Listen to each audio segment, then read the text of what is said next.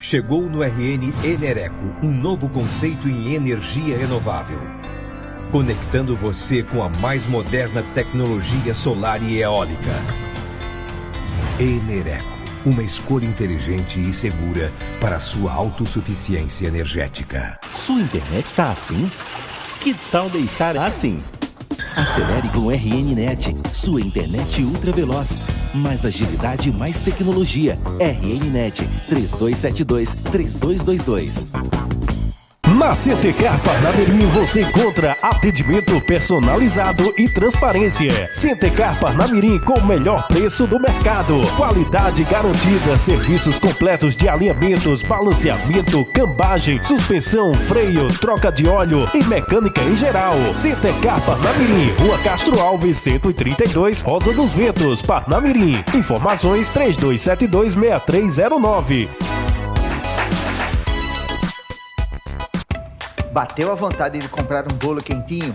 Ou quem sabe, aproveitar o tempo em casa para montar um armário novo? Acesse o Pertinho de Casa e a gente mostra os negócios que estão pertinho de você. Basta escolher o seu preferido, combinar a compra e a entrega por WhatsApp ou telefone. Todo mundo ganha, os pequenos comerciantes e você. Acesse pertinhodecasa.com.br. É bom negócio para todo mundo.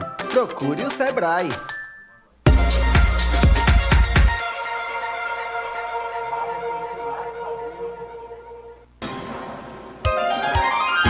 Atenção, emissoras de rádio e TV.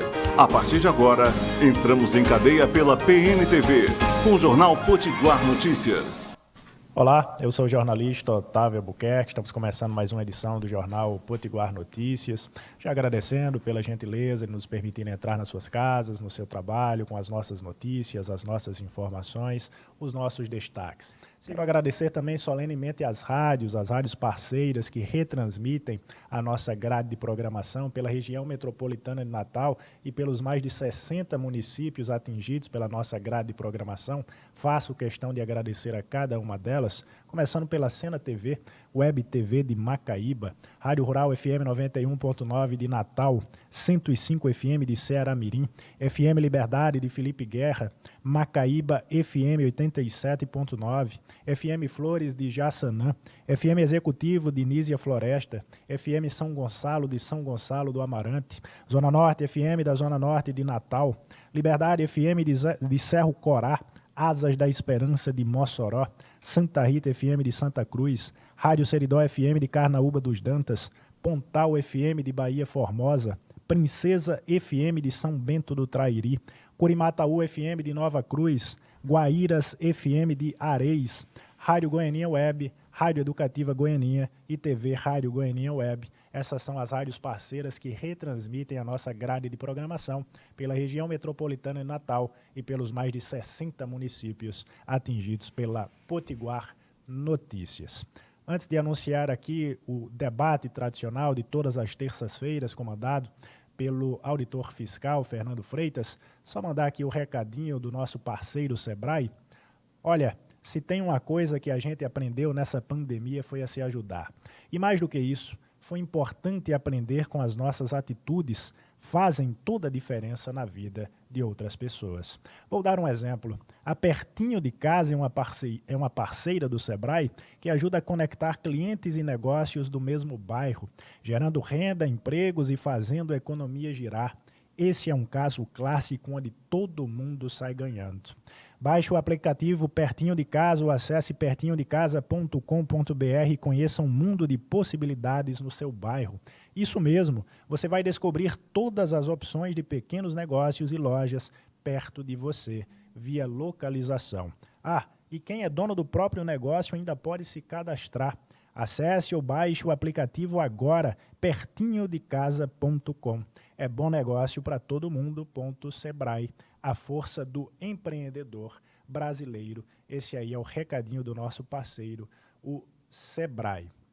E hoje, como eu já anunciei aqui, é dia do tradicional debate, o debate organizado, mediado pelo auditor fiscal, engenheiro Fernando Freitas, que hoje, claro, vai falar aí sobre o dia dele, o dia do auditor fiscal, quais os atuais desafios para a classe.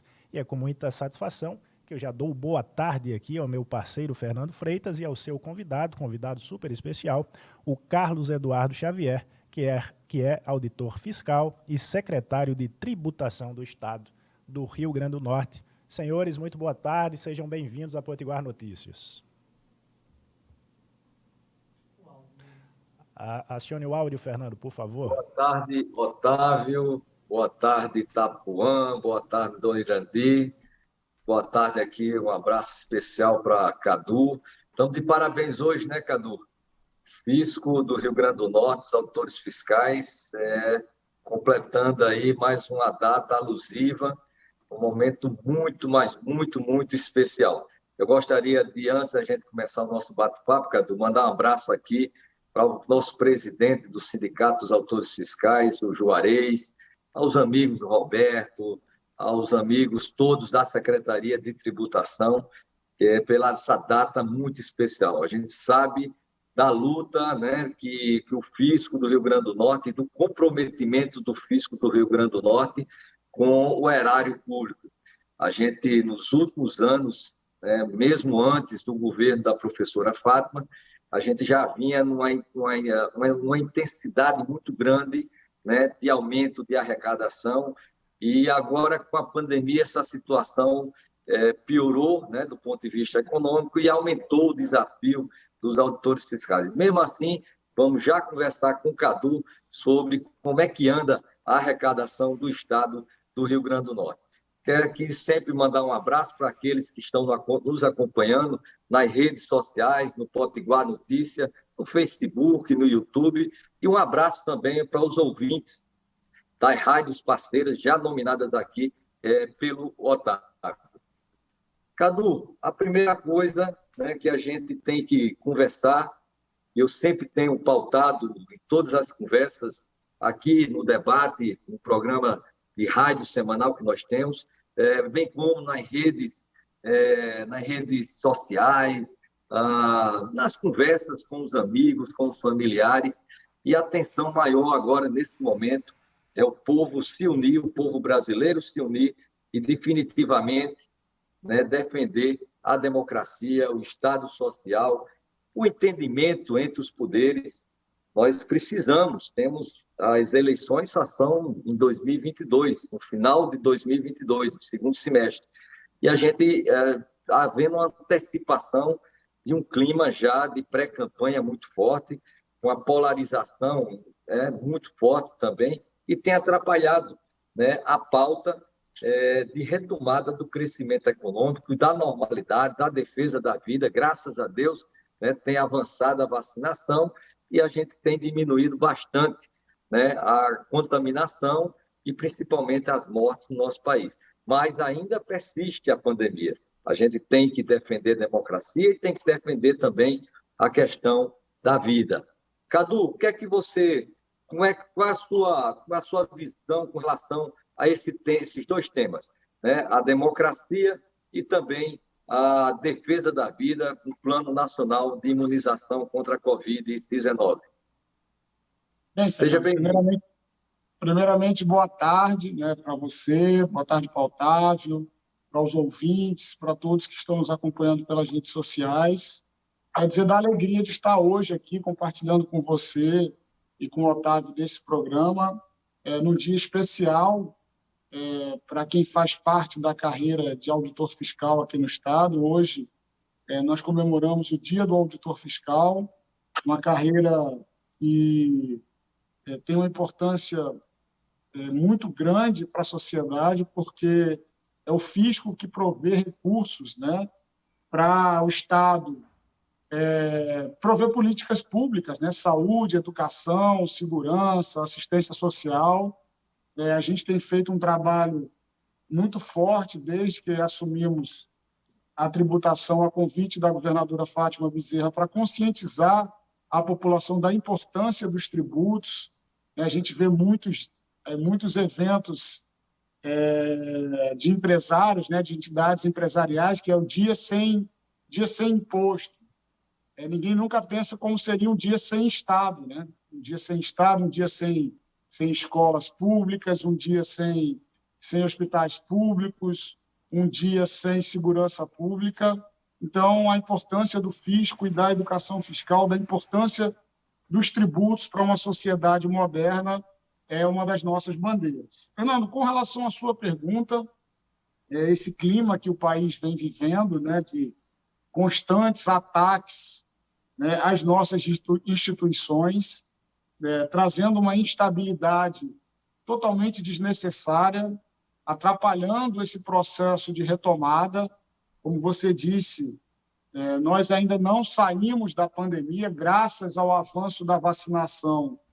Nós temos uma situação muito melhor hoje do que há alguns meses atrás, onde a gente vivia uma guerra contra esse inimigo invisível, mas ainda não é momento de baixar as armas. A gente acredita que, com o avanço da vacinação, nós estejamos vencendo essa guerra, mas é um inimigo perigoso, um inimigo que se transforma muito rápido. Então, a gente precisa estar atento e estimulando as pessoas a completar seu esquema vacinal. Tenho dito isso, nosso grande desafio hoje é fazer avançar a vacinação. Então, essa instabilidade, né, que vem muito, infelizmente, do nosso líder maior, que é o presidente da República, é terrível do ponto de vista econômico, que foi o viés que você colocou, porque qual é o investidor, o grande investidor internacional que vai pensar em investir num país como o Brasil nesse momento, diante de tanta instabilidade? E isso também traz um prejuízo para a gestão da pandemia, porque várias e várias vezes o governo federal militou contra a ciência, militou contra a vacinação, militou contra o isolamento social, que era, em determinado momento, era a única arma que nós tínhamos para enfrentar essa ameaça. Então, são esses os prejuízos, Fernando, que essa postura negacionista e que atenta contra a nossa democracia trazem para a nossa sociedade nesse momento. Muito legal, Cadu. Eu acho que esse item é um item que une. Pesquisas recentes mostraram aí claramente que 80% do povo brasileiro é totalmente contrário a uma intervenção militar. Essa pauta intervencionista, essa pauta antidemocrática é uma pauta que tem o apoio de muitos poucos brasileiros. Então, é uma coisa que a gente precisa se unir, passar essa tranquilidade institucional, né, para a sociedade e também, como você disse, para o cenário internacional. Eu acho que é fundamental, né, Deus queira que agora, né, com o recuo do presidente, né, com aquela carta que ele fez ao ministro, ao STF e à nação brasileira, que ela tenha repercussão na prática e que haja um distensionamento. Cadu, a governadora Fátima recebeu o governo há 2 anos e meio atrás, com 4 folhas de salários em atraso. 4 folhas. Só os servidores eram uma dívida, se eu não estou enganado, se a memória não me falta, e na época a gente sabia isso até os centavos, né? Mas de aproximadamente 600 a 700 milhões de reais só com servidores. Fora isso, ainda tinha dívida com fornecedores. O governador assumiu, baixou um decreto de calamidade financeira, né? E de lá para cá, muito se foi feito, principalmente pelo Fisco e pela Secretaria de Tributação. Apesar da economia, né, houve um aumento de arrecadação.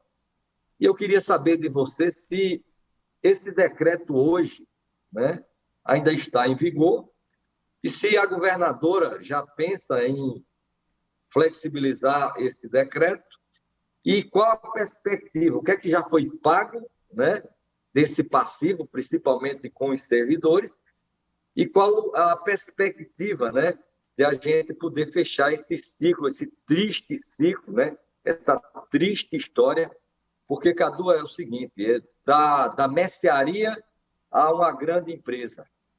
Primeiro pagamento a ser feito, primeiro dinheiro que entrou no caixa é para pagar os colaboradores, é para pagar os funcionários. A gente dizia muito isso ao governador anterior, que ele priorizasse. Robson, priorize o pagamento da folha. E a gente dizia que 650 milhões de arrecadação pagavam a folha de 400 milhões. Mas nunca que houve esse compromisso e ele terminou o governo com essas 4 folhas em atraso. Qual é hoje a arrecadação própria do governo do Estado do Rio Grande do Norte? Qual é o montante de transferências constitucionais, de FPE, né? De royalties? E está saneado as finanças do Estado? Olha, Fernando, a gente, desde que a governadora assumiu o governo e eu fui convidado por ela para assumir a parte da tributação e outras tarefas que ela me designou, a gente nunca primou por ficar olhando para trás, né?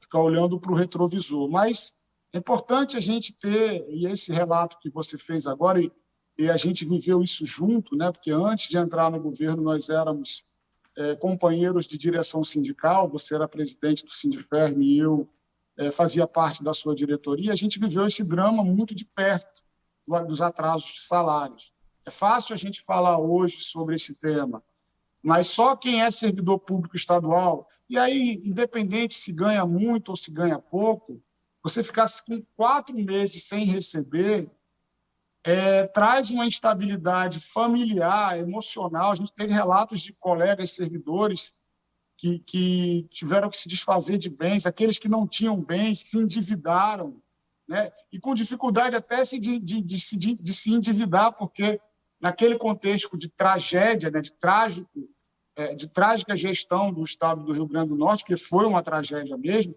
nem os consignados eram pagos, eram retidos dos servidores e não eram repassados para os bancos. Então, nem fazer um empréstimo, veja que situação, nem fazer um empréstimo para sobreviver, os servidores conseguiam naquela época. Tinham que pagar juros até agiotas, com juros mais altos. Então, uma situação de tragédia que a gente não pode esquecer o que viveu para nunca mais deixar que isso aconteça na vida do servidor público e na vida de toda a economia do Estado, porque 15% de todo recurso que circula na economia do Estado é proveniente dessas folhas. E a folha, quando você retira 15% dos recursos circulando na economia, a economia toda sofre. Então, sofre a população como um todo.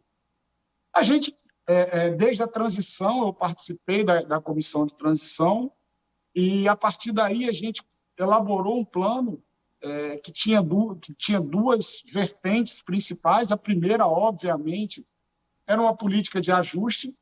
O ajuste nada mais é, para aquele ouvinte que está agora nos escutando, que você fazer na sua casa, você gastar menos do que você ganha. O Estado do Rio Grande do Norte tinha muito mais compromissos do que arrecadava. Então, o nosso trabalho primário era fazer a arrecadação crescer, conter o crescimento dos gastos, né, para a gente recuperar o equilíbrio fiscal e financeiro do Estado. E isso casado com uma política de desenvolvimento, né? A gente vive aqui no Rio Grande do Norte, a gente vivenciou nos últimos 10, 12 anos, antes do início desse governo, uma verdadeira debandada dos nossos investidores para outros estados, fruto de uma política tributária totalmente defasada, arcaica, né, que tirava a competitividade do Rio Grande do Norte em relação aos demais estados.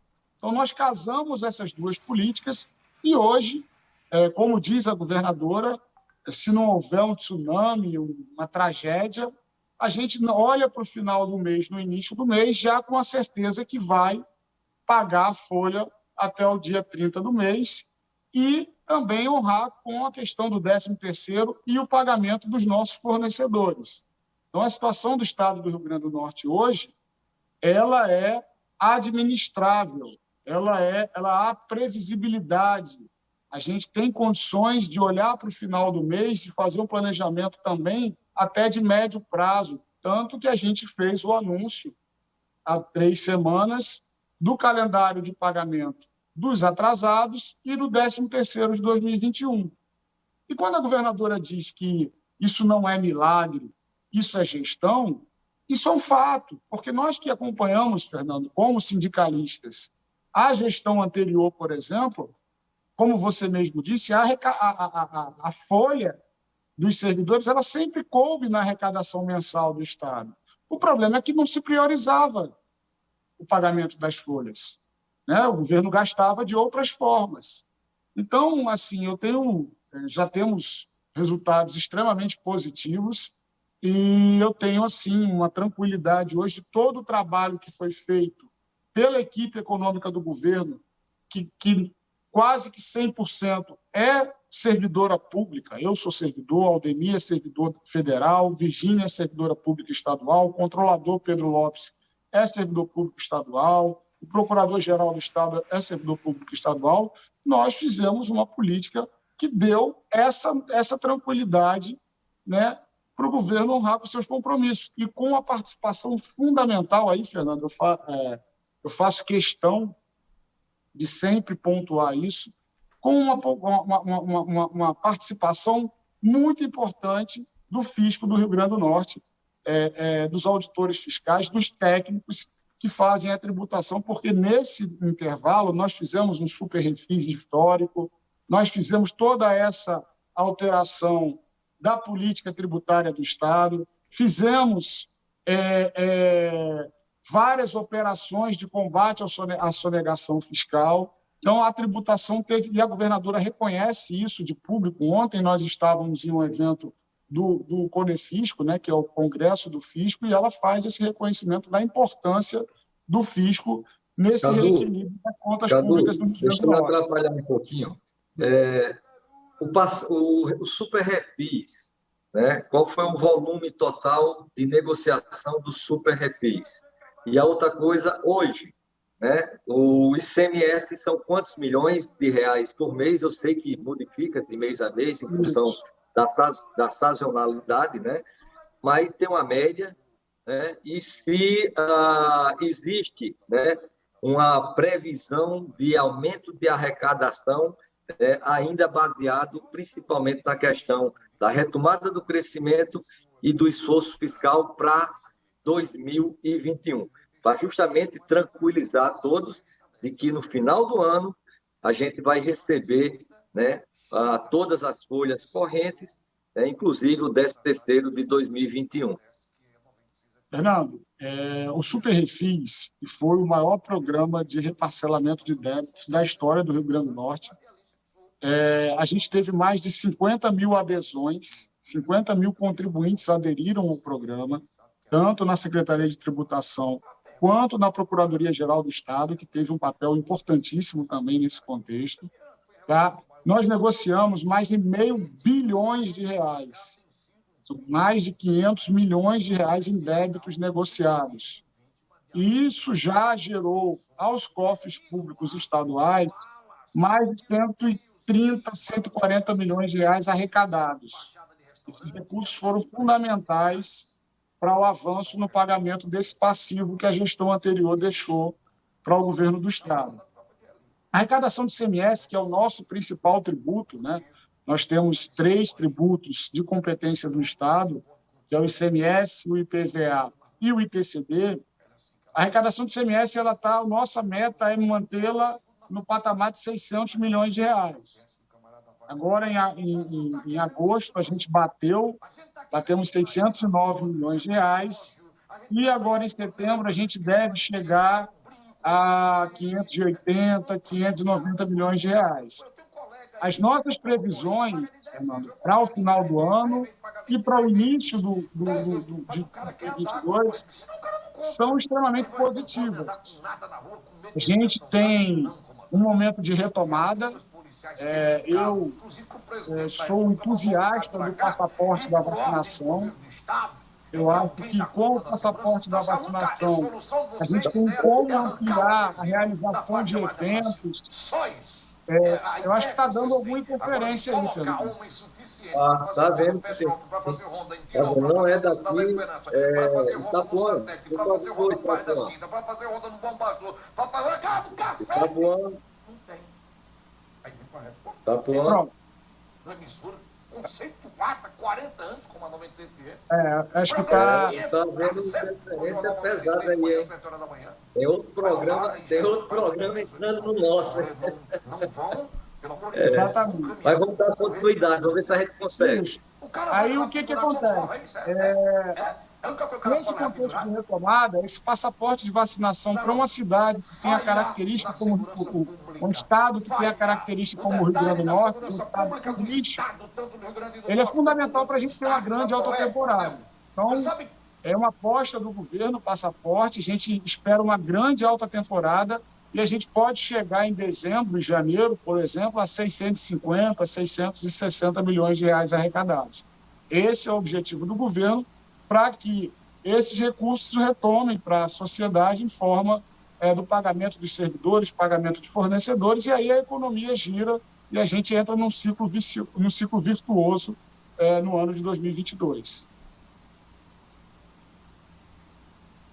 Legal, Cadu. Eu queria agora conversar com você, Cadu, sobre um tema que está nos preocupando muito, está tensionando a sociedade, como sempre, um tensionamento político muito forte, que é a questão dos preços dos combustíveis.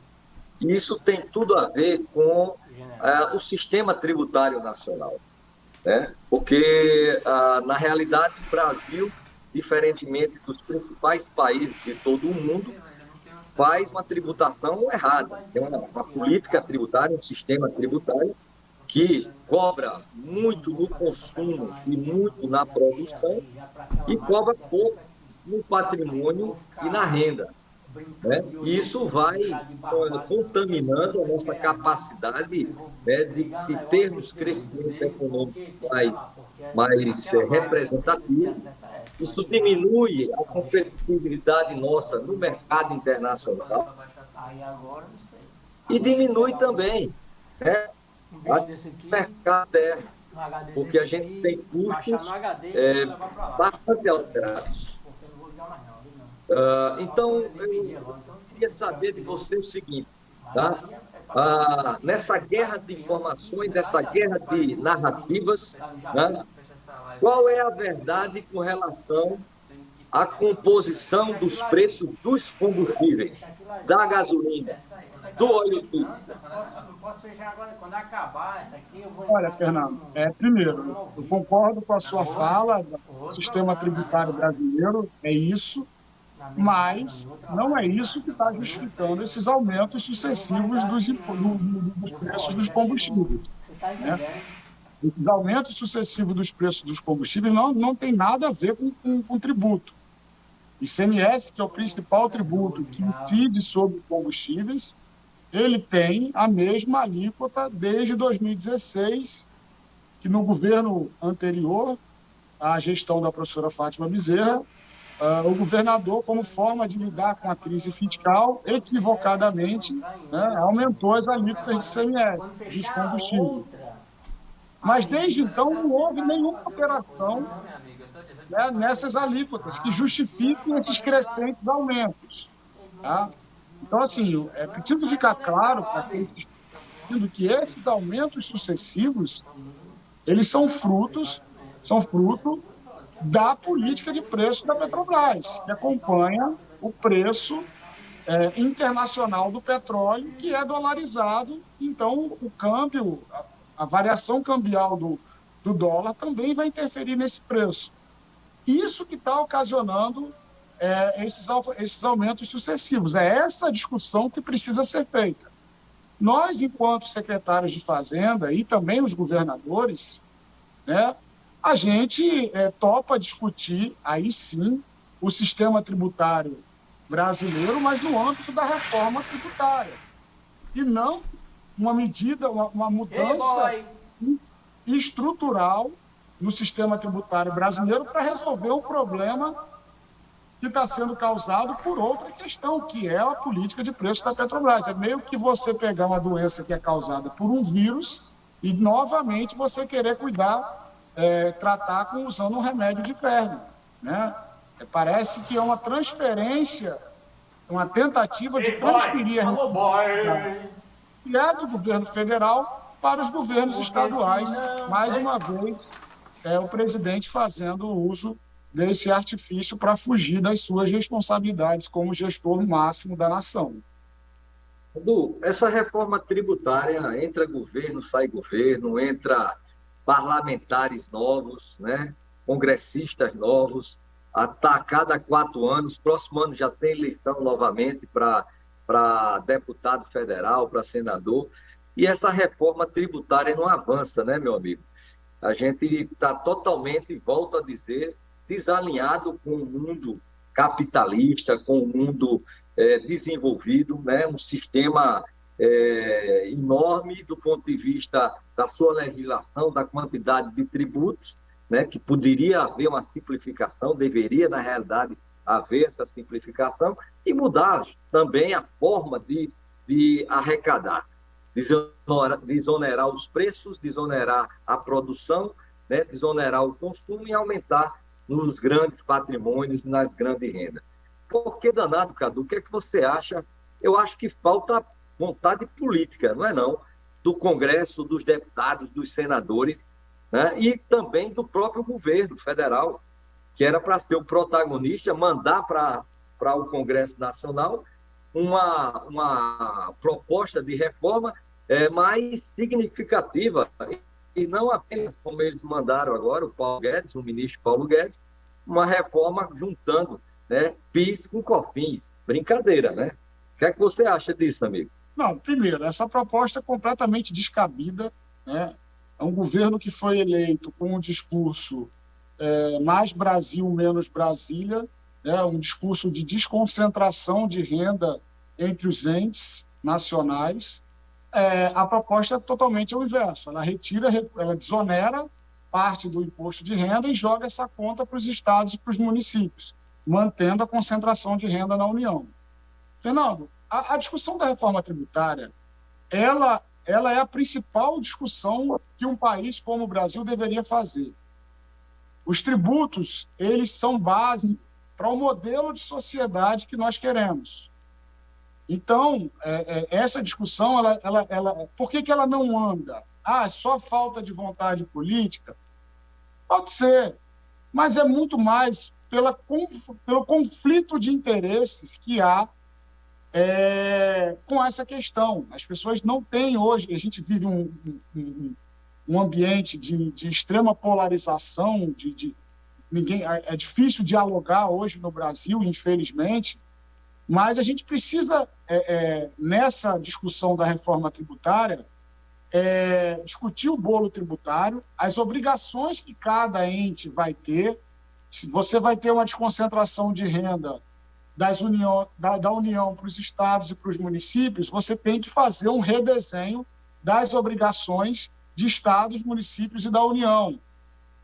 Você vai fazer a discussão dentro do setor produtivo, que é quem corretamente mais clama por uma reforma tributária, porque a gente tem um sistema tributário muito complexo, que não cabe mais nos dias de hoje, mas dentro do próprio setor produtivo você tem divergências, porque setores hoje são taxados, são tributados com 28%, 29%, como é o caso do comércio, e outros de serviços com 5%. Então, a equação da reforma tributária, ela não é uma equação simples, mas ela precisa ser enfrentada, porque senão o Brasil vai ficar preso ao passado como nós estamos hoje. Você foi perfeito com essa análise que você fez. As grandes economias do mundo, elas têm a sua base de tributação não no consumo, elas estão no patrimônio e na renda. Por quê? Porque você estimula a produção, você estimula o investidor a empreender e não a especular, como é hoje que acontece aqui no Brasil. Então, essa discussão, eu sou um cara pragmático, sou otimista por natureza, mas sou pragmático. Eu não creio que essa discussão vá avançar nesse ambiente de instabilidade criado pelo governo federal e às vésperas de uma eleição. Eu acho que esse deveria ser o grande debate das eleições de 2022. A gente parar de discutir besteira que acaba... As discussões nas eleições presidenciais passam longe dos reais problemas do Brasil, e era fundamental a gente fazer essa discussão da reforma tributária. O que a gente quer? O modelo de bem-estar social para o país? Sim, queremos. Se queremos, precisamos dos tributos bem distribuídos entre os entes, o ente nacional e os entes subnacionais. Isso é o que eu entendo que seria a discussão que o país precisaria fazer no ano que vem. Adu, uma pergunta para você, porque nessa proposta do Paulo Guedes, que está lá, se eu não me engano, está na Câmara Federal, né?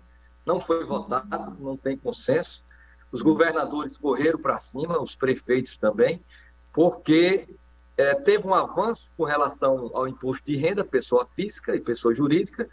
Eles aumentaram a isenção da pessoa física, eu acho que foi legal, era uma pauta nossa, inclusive, né? Era uma pauta dos sindicatos, era uma pauta da reforma tributária solidária da FENAFISCO, né? Que a gente aumentasse. Saiu de 1.900, foi para 2.500, ainda num patamar pequeno, porque a nossa proposta era de R$4.000 de isenção, mas já houve um avanço.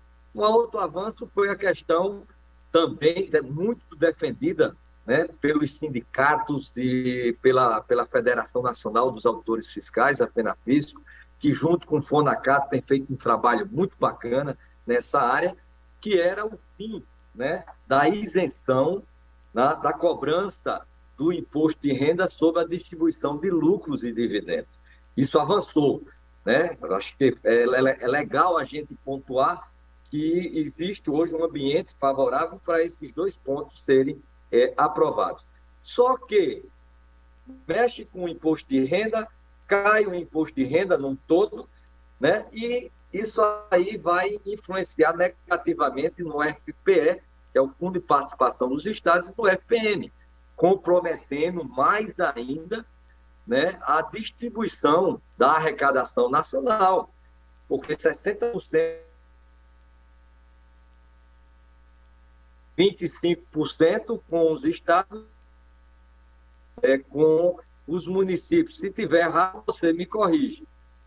Isso. Qual o prejuízo, se por acaso essa proposta passar, qual será o prejuízo do estado do Rio Grande do Norte com relação à queda de FPE? Tá? E se isso irá comprometer, porque aí é uma grande dúvida dos servidores, se irá comprometer, né, todo esse planejamento, né, de pagamento das folhas em dia. Olha, Fernando, a estimativa do Concefaz, né, é que o Estado e os municípios do Rio Grande do Norte percam em torno de 750 milhões de reais ano, né, se ela for aprovada da forma que foi, que está lá no Congresso. Muito mais do que os servidores, né, a gente, claro, defende o pagamento em dia dos servidores, é prioridade. A gente tem que pensar na prestação de serviços para a sociedade. Isso vai trazer um verdadeiro caos administrativo e financeiro para o Estado e para os municípios aqui no Rio Grande do Norte, que vai comprometer toda a prestação de serviços para a sociedade. Aqui eu estou falando de segurança, educação, saúde. A gente está, Fernando, eu fiz essa fala ontem, saindo de uma pandemia onde se mostrou a importância do nosso Sistema Único de Saúde. O que seria do Brasil na pandemia sem o nosso SUS? Essa é uma pergunta que eu acho que ficou bem clara nesse momento. Na hora que foi chamado, o nosso Sistema Único de Saúde estava lá presente. Então, assim, essa proposta, concordo com você, ela avança no ponto de vista do aumento da faixa de isenção, a tributação sobre lucros e dividendos. Era um pleito antigo da FENAFISCO, mas essa desoneração que foi feita no imposto de renda ficar na conta das receitas que são compartilhadas, e a compensação dessas perdas estarem no PIS e COFINS, que é onde eles não têm, eles não repartem isso com os estados e municípios, é uma maldade, é uma afronta ao Pacto Federativo, que era um dos princípios constitucionais da República Federativa do Brasil. Ô, Cadu, não era fácil um processo de negociação aí dentro do Congresso Nacional para criar, né, um fundo de compensação dessas perdas, né? Você avançava nesses dois pontos que tem avanço, que a gente já falou aqui, você não perdia esse esforço, né, de tentar minimamente simplificar o sistema a nível desses dois tributos federais, e você compensava, você criaria um fundo para compensar estados e municípios com relação a essas perdas nos próximos anos. Fazia um monitoramento, né, da real perda, calibrava esse fundo em função dessa necessidade. Eu acho que a gente avançava, inclusive, né, iria criar uma atmosfera legal, tá? Uma saída negociada, até para poder, o próximo ano, quem sabe, ou um dia, se Deus quiser, a gente avançar, né, numa reforma tributária mais significativa e mais necessária para o Brasil. O que é que você acha dessa questão do fundo de compensação? Todo fundo, Fernando, ele precisa... Acho que a ideia é uma ideia boa, mas todo fundo ele precisa ter a fonte de receita dele, né? A gente tem no Brasil N fundos fundos na administração pública em geral que não tem fonte de receita. Então, existir um fundo com um orçamento previsto, mas não ter qual seria a fonte de receita desse fundo? Esse é o grande desafio. E aí, a defesa nossa é que haja essa migração do bolo tributário mesmo.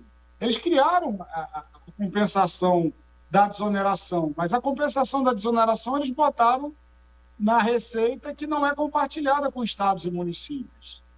Entendeu? Então, o desafio é esse: de onde vai vir o recurso, de onde vai vir o dinheiro para abastecer esse fundo que vai compensar os estados e municípios para essas perdas, para que eles possam continuar prestando os serviços à população. Ah, legal. Cadu, a gente está se aproximando aí, eu acho que a gente tem mais uns 5, 6 minutinhos de conversa, né? E eu queria conversar um pouquinho com você sobre política. Você, recentemente, você se filiou, né? Pela primeira vez, eu acho. A gente convive já há algum certo tempo na secretaria, depois no sindicato.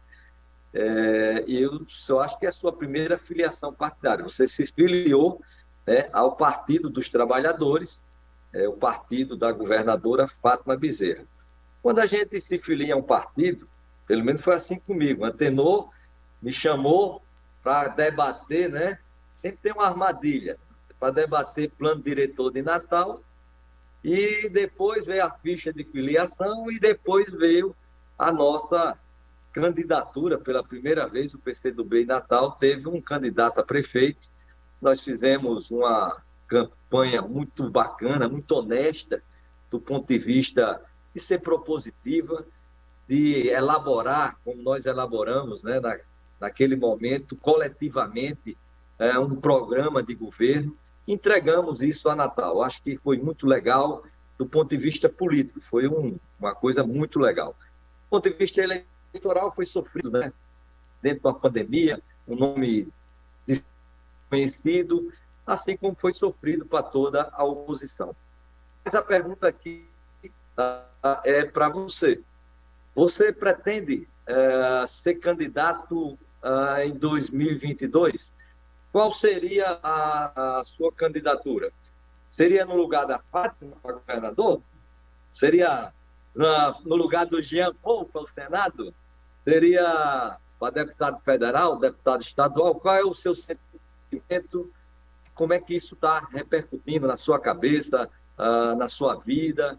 Tá? E uma preocupação sempre nossa é disso nunca interferir, né, no belo trabalho que você tem feito frente à Secretaria de Tributação. O ambiente político é legal, é bacana, né, mas isso não pode interferir, né, em todo o trabalho muito bacana que você está fazendo frente lá à tributação. Mas diga aí, meu amigo.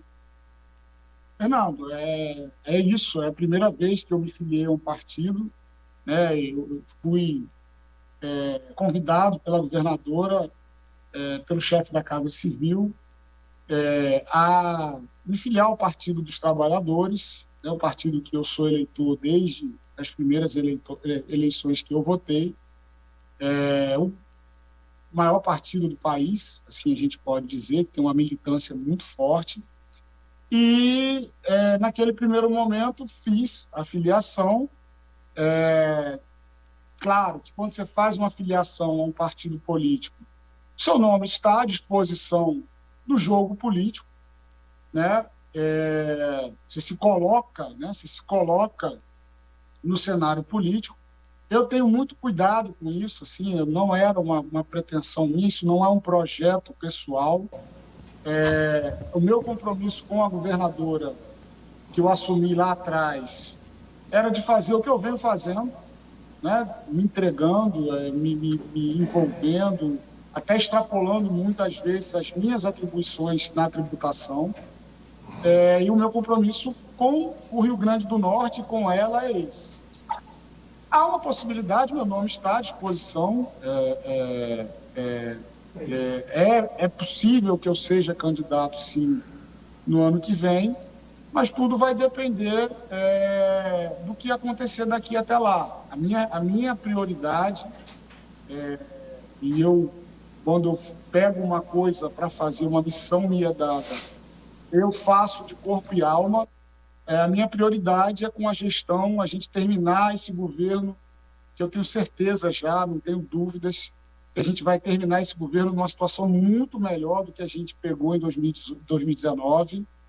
E o meu compromisso nesse momento é esse, é seguir fazendo o meu trabalho com a minha equipe. Eu tenho uma equipe, onde chego digo isso, a equipe da tributação é um quadro de ponta. Nós temos profissionais super competentes e eu conto com eles para seguir fazendo o meu trabalho.